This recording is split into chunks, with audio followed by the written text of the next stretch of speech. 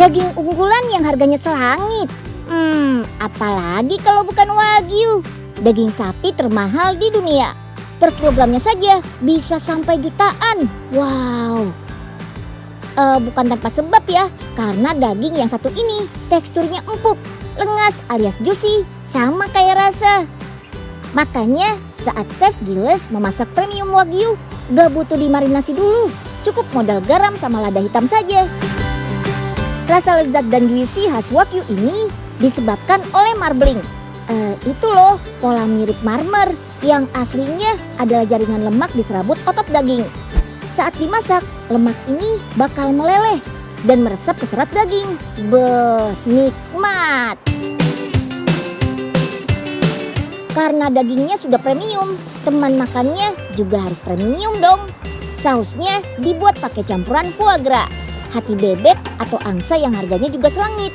Plus truffle, jamurnya para sultan. Wow!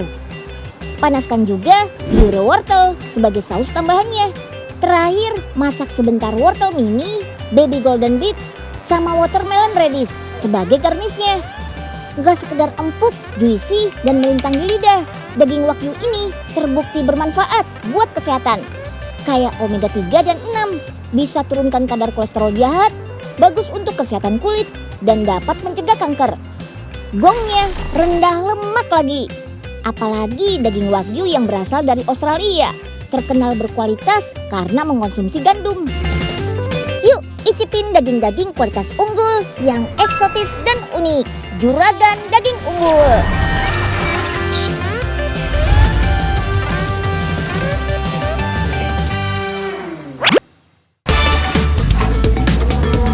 Yap, untuk menghasilkan daging unggulan kualitas premium seperti Wagyu memang butuh pemeliharaan dan pengawasan khusus, seperti di Balai Embrio Ternak Pengembangan Sapi Unggul di Cipelang, Bogor ini.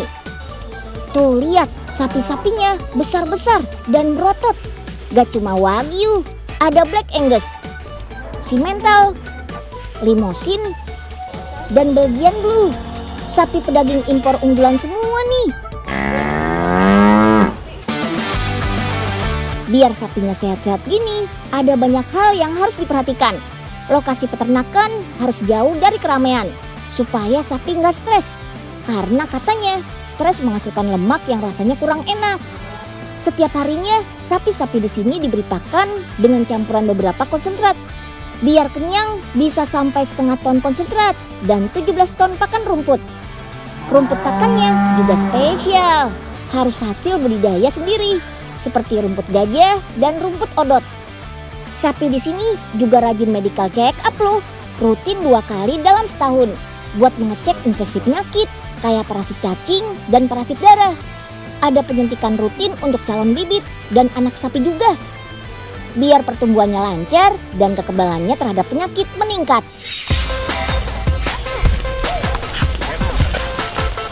Nah, yang gak kalah penting dalam menghasilkan sapi berkualitas unggul adalah mengembalakan anak sapi. Iya. Biasanya 2 minggu sekali sapi-sapi ini dibiarkan berlari di lapangan luas. Selain biar happy, biar dapat asupan vitamin D juga kayak kita. Semua anak-anak sapi di sini berasal dari indukan berkualitas. Ada juga yang diperoleh dari hasil persilangan sapi impor dan lokal. Caranya lewat pengembangan buatan loh. Proses produksi embrio sapi berkualitas bakal dilakukan di luar tubuh sapi, alias di laboratorium. Sebelumnya, ambil embrio dari sapi donor yang sudah diseleksi. Embrio terbaik bakal diseleksi lagi via mikroskop, kemudian dicek kualitasnya satu persatu. Kalau sudah oke, tiap embrio tinggal dimasukkan ke dalam straw dan dilabeli, supaya nggak ketukar sama embrio dari jenis sapi lain. Setelah ini baru deh dibekukan dan disimpan dalam kontainer tabung bersuhu minus 196 derajat Celcius. Sip deh, embrio sapi unggul siap dikirim ke para peternak di seluruh Indonesia. Peternak nantinya juga akan mendapat pendampingan khusus biar proses pengembangannya berjalan lancar.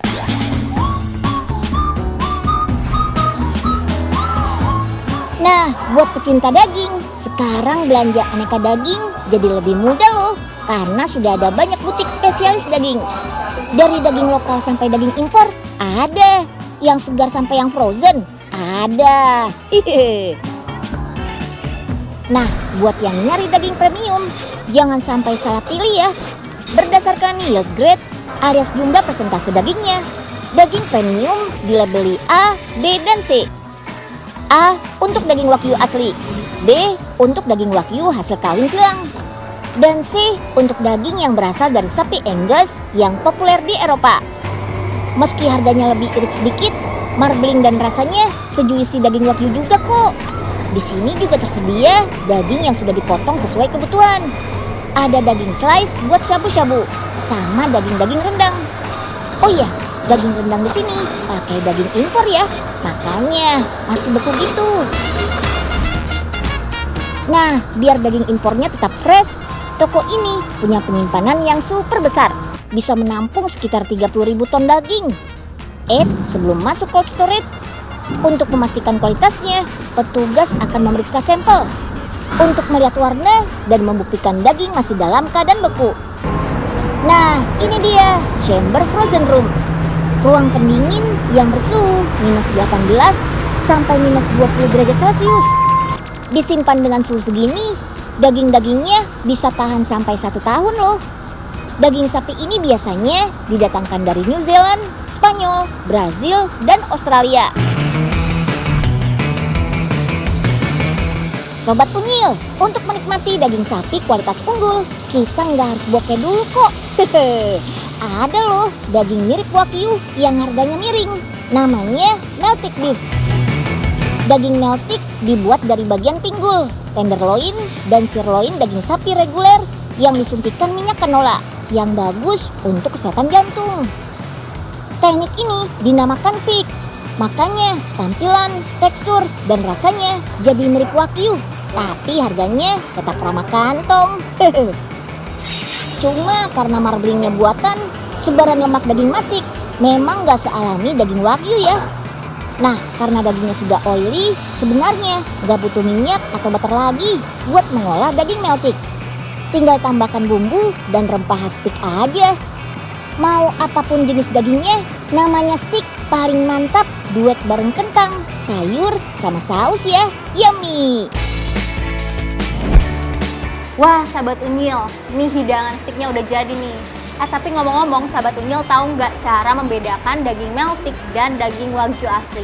Nah, kalau daging meltik itu kalau dimasak setelah dipanggang itu, dagingnya akan lebih mengecil bentuknya daripada bentuk aslinya. Dan juga lebih keluar minyaknya dari suntikan si minyak nabati itu.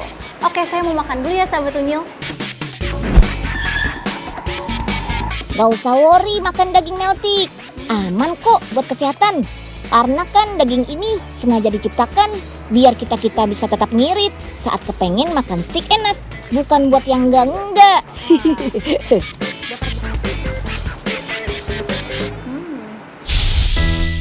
Wih, profesor mau ganti profesi jadi tukang kue ya?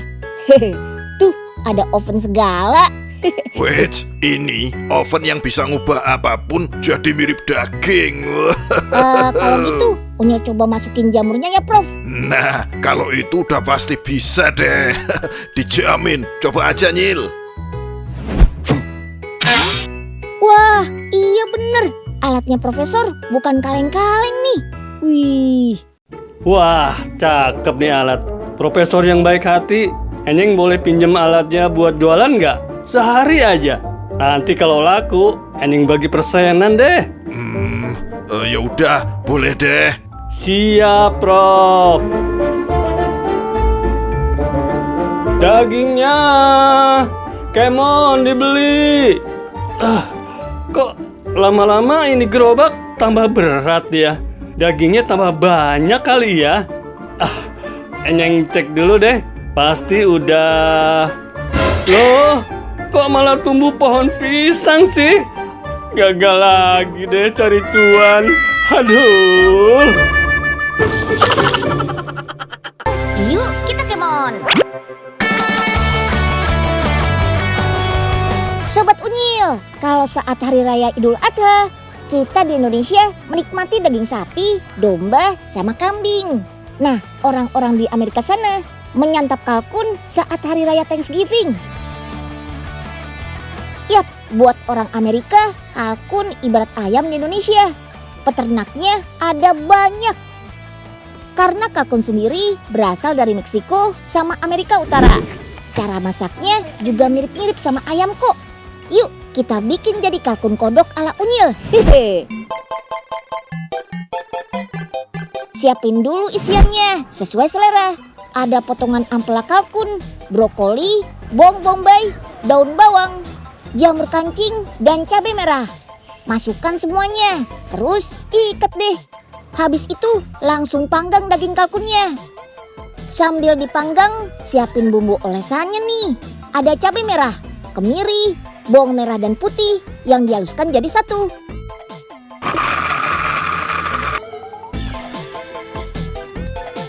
Lanjut dioles-oles sampai merata deh. Puter-puter terus biar nggak gosong ya. Sampai kurang lebih selama 1 jam.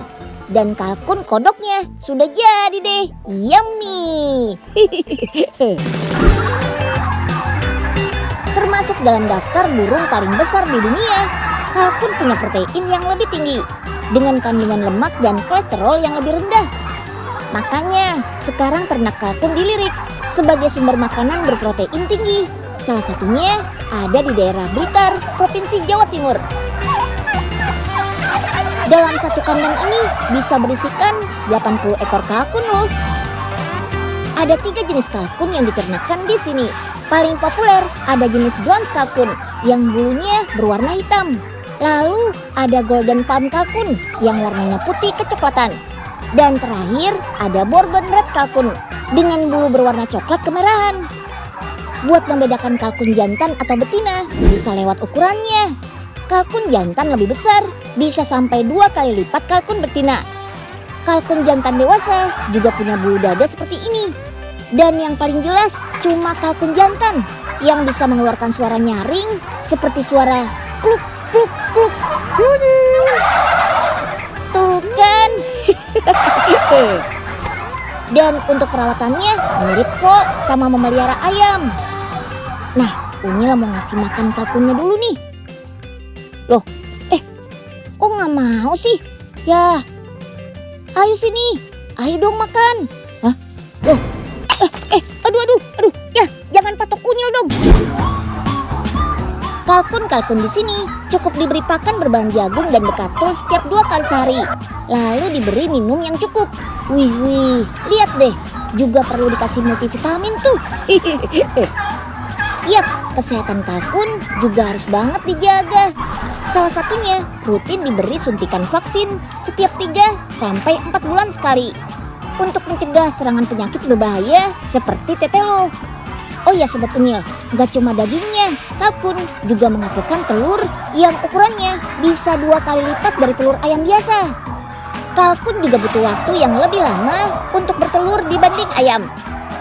Nah, untuk kalkun jantan siap potong, biasanya dipilih yang sudah berusia 6-7 bulan dengan berat mencapai 5 atau 6 kg per ekornya. Sekarang Unyil ajak ke tempat pemotongannya nih.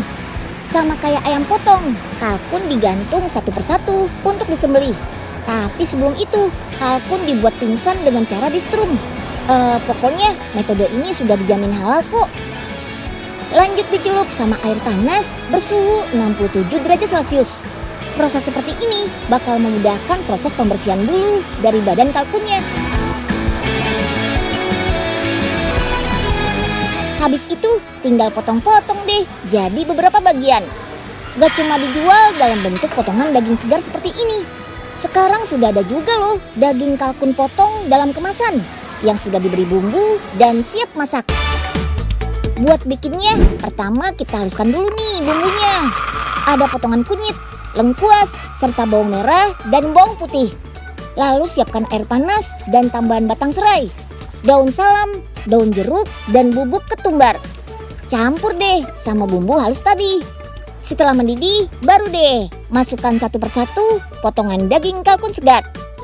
Sobat Unyil perlu tahu nih, ternyata potongan daging kalkun memiliki daging merah dan daging putih sekaligus loh.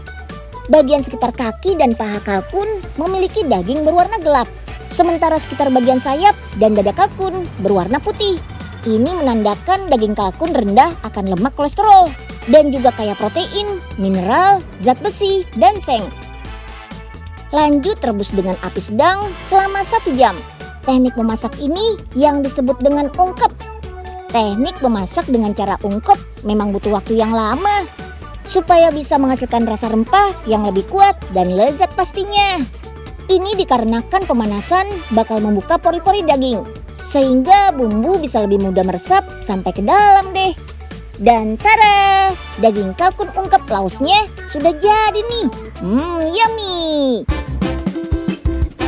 Biar awet, daging kalkun ungkep lausnya bakal dikemas dengan metode vakum seperti ini.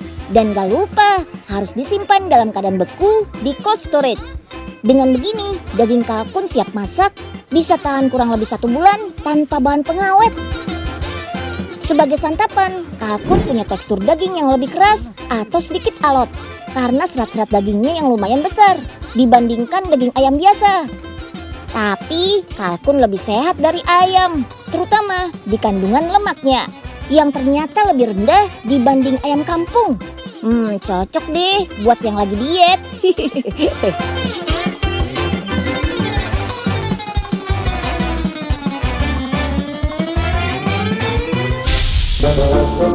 Ya, ini arangnya udah mau habis nih Pak. Aduh, gimana dong nih kalkun kita? Belum mateng. Waduh, gimana dong? Mana jauh lagi beli arengnya? Bikin sambal pakai terasi. Pas banget nih. Ada teman makan nasi. Hehehe. Datang main minta makan aja. Kerja dulu, Nyeng. Jagain kalkunnya Bos Oga tuh. Iya Pak Nyeng, kita nitip ini ya. Mau cari arang dulu nih. Siap, Den Unyil.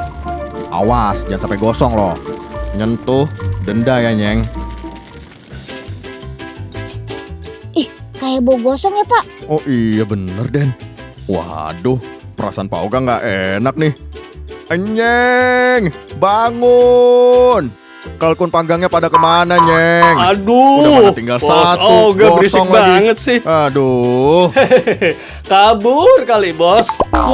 Kaburnya ke perut Pak Enyeng ya. Tahu dari mana, Den Unyil? Tuh di mulut masih ada kecapnya. Yuk, kita kemon.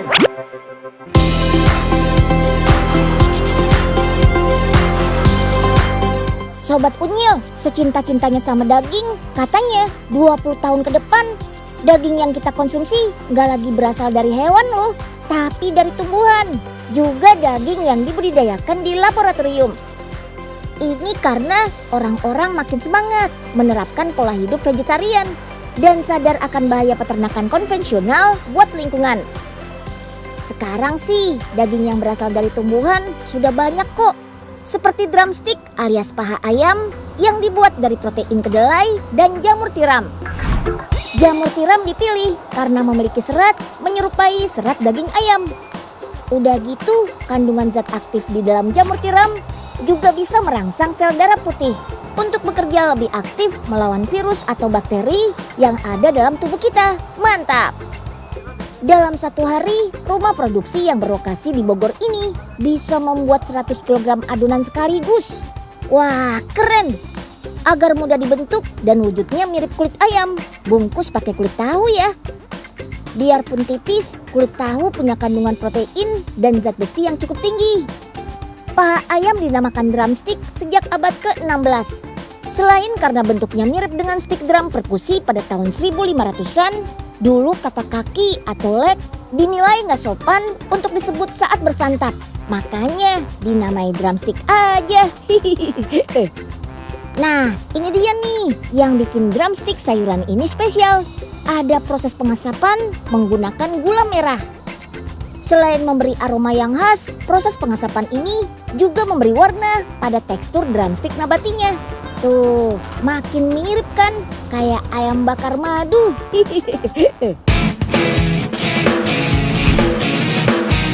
Selain digadoin, drumstick ini juga enak loh dimakan bareng saus nanas. Sausnya dibuat dari saus tomat, cuka, jus jeruk, kecap Inggris, gula, dan buah nanas matang. Terus saring dan kentalkan. Biar gizinya nampol, gulung drumstick bareng sawi putih, sawi hijau, dan kulit paprika. Terus kukus deh. Sudah enak, sehat lagi, mantul. Itu dia informasi seputar daging-daging unggul. Jadi auto lapar ya. Mau makan siang pakai daging aja jadinya. Tapi ingat ya, meskipun rasanya enak dan manfaatnya segudang, jangan konsumsi daging secara berlebihan. Harus seimbang sama bahan pangan lainnya. Nah, besok nonton si Unyil lagi ya. See you.